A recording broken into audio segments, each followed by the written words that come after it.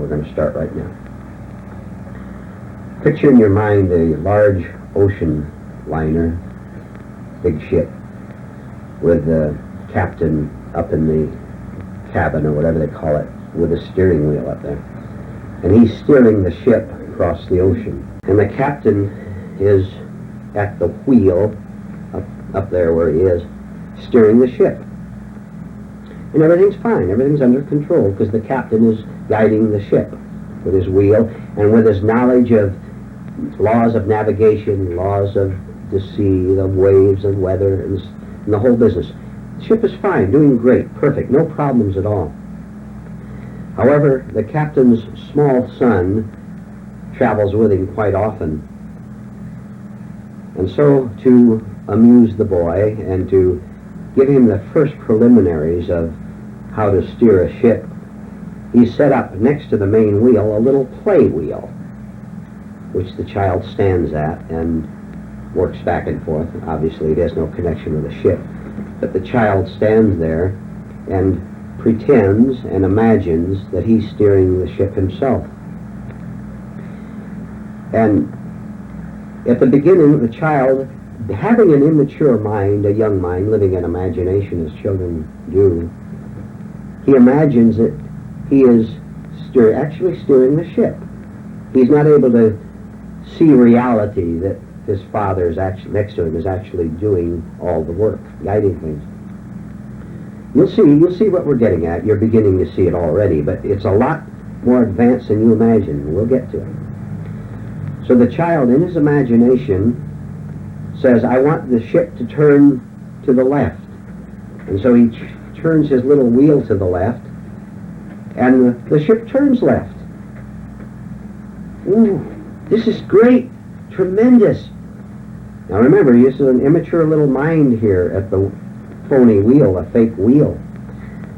So already something happens in the child's mind, and he says, just think, I am steering this great ship across the ocean. Not only that, but when I bring it into port on the other side of the ocean, people are going to cheer me and think I'm a great captain, and they're going to compliment me, and they're going to give me money, and women are going to love me because I am famous as the great pilot that brought the ship into port. So his imagination is working all the time on the rewards that he will get and should get for guiding this great ship. Yeah, I see your smiles, you're connecting it. So this goes on several trips. He's turning his little wheel there, and all the time imagining what he is doing to this ship, guiding it across the sea, and going to get rewards from it. Isn't this wonderful? So he grows a year or two older, and on one of the trips across the ocean, he begins to notice something. He turns his little wheel left, but to his great shock and disappointment and confusion, the ship goes right.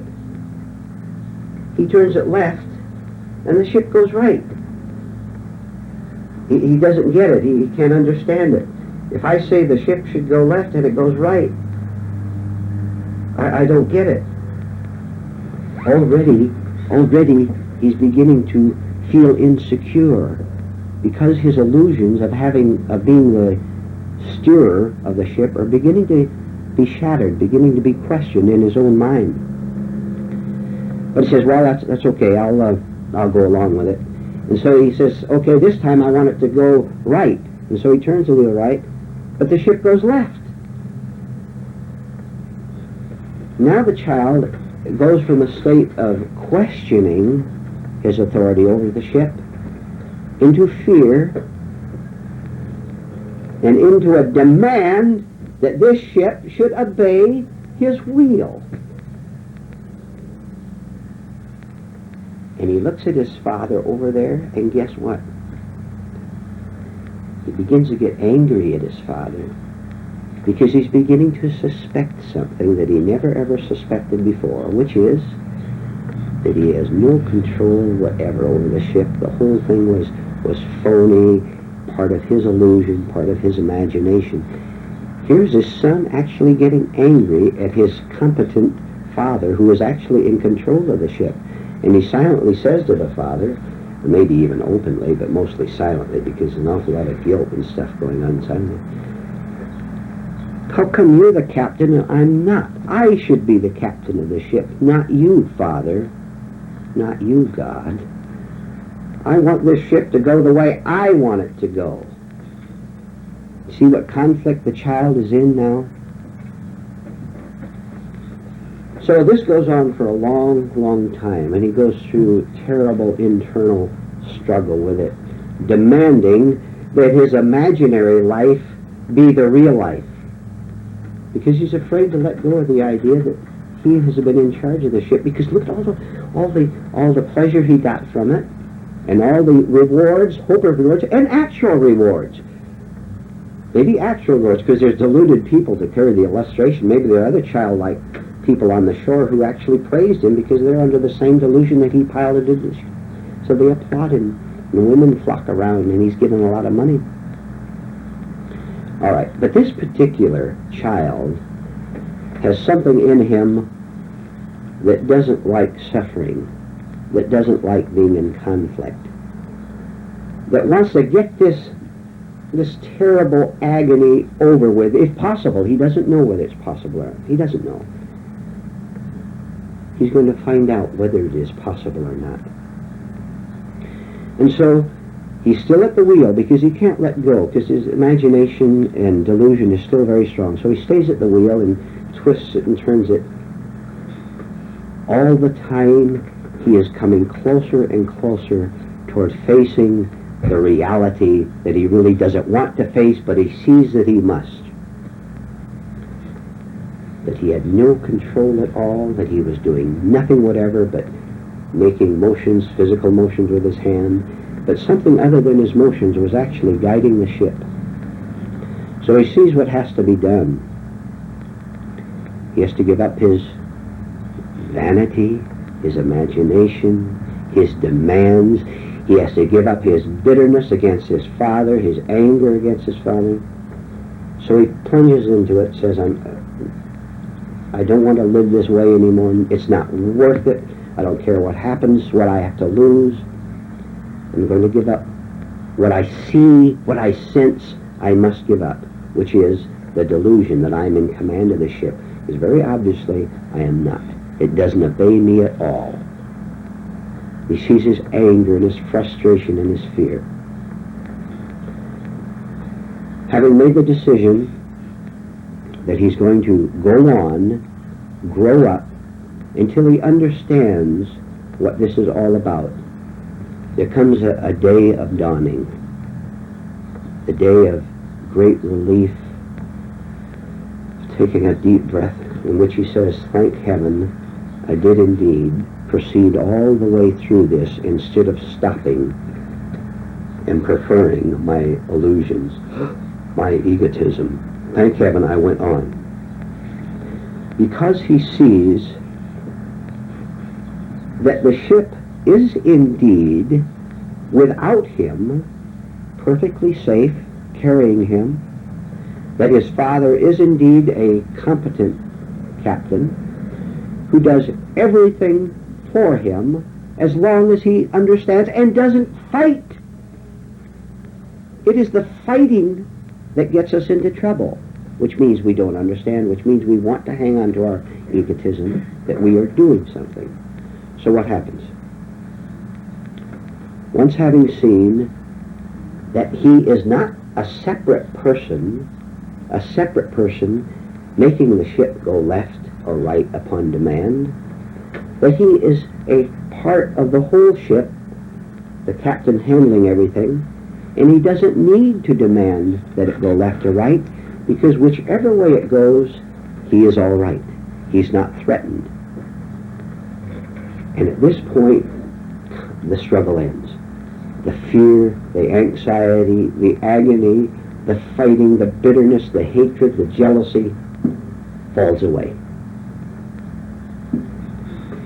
Having given up the delusion that he, with his little wheel over here, needs to guide the ship, having rested in the fact that it is being guided for him, all hopes of glory, all demand for riches and appreciation and applause and love from other people has fallen away, because the whole thing was an illusion, the product of his imagination. This he has seen, and now to carry and to finish the illustration, the boy has grown up, matured in all ways, physically, mentally, spiritually. He is a mature young man, and he's quite content to let his father handle the ship, and that's fine. He is one with the whole thing. Now, I'm sure you see what we're talking about. There's 3 stages involved in what he had to go through, and 3 stages involved in what we have to go through in order to be mature human beings. Most people, all your friends, all your relatives, and the relatives of those of you listening to this tape, do not go on to the 3rd stage, where they see, where they understand, and where all the problems and tensions fall away. Everyone you know is in either the 1st stage of complete fantasy, total fantasy, which is insanity, or the 2nd stage, which there is a different kind of a struggle where they have already begun to sense. This is a stage you have to go through in order to go to 3, in which we sense that we have been living in delusion, but we push it away for fear of the consequences of sin. Isn't it a fantastic thing? We fear the consequences of seeing through our delusion, when in fact the only thing that can save us against all this bitterness and hardness is to see through it. So we can come to this third stage where the whole problem, the whole struggle falls away, because we saw that we caused it by wanting to hang on to our egotism, that is, of being someone. You look at your life right now this morning as you are sitting here. Those of you listening to the tape, listen and watch your own life as you are sitting wherever you are now, and ask yourself, what stage are you in now? Because seeing it clearly, seeing the struggle, we can then go on to the 3rd stage, which is the purpose of these meetings. Do you see the point? If I can begin to see, no matter how shocking it is to me, that I demand that life turn left because I think it's going to give me a reward of some kind, a security of some kind.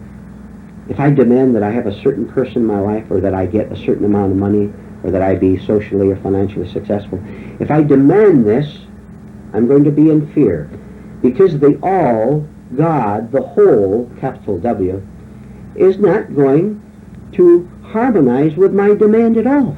But what if I stop making a demand that the ship turn left or the ship turn right? What's going to happen? Well, the first thing that's going to happen is that I am going to cease to exist as an individual who can make any demands at all, which is my freedom, which is my great relief, which is finally the end of the battle, which is what I have been working toward all the time. Where there is the end of the battle. But again, you try to take the battle away from people, and they will battle you to hang on to their battle, because this is all they have. It is very necessary for a neurotic mind to be bitter. I will repeat. It is very necessary for a neurotic mind to be bitter, to be jealous, to be hostile, to hang on to this, because this is who I am. I am somebody who is bitter over being cheated. I had a right not to be cheated, and look what God did to me. Look what my ex-wife did to me. Look what my ex-husband did to me. Look what the boss did to me. Look what society did to me.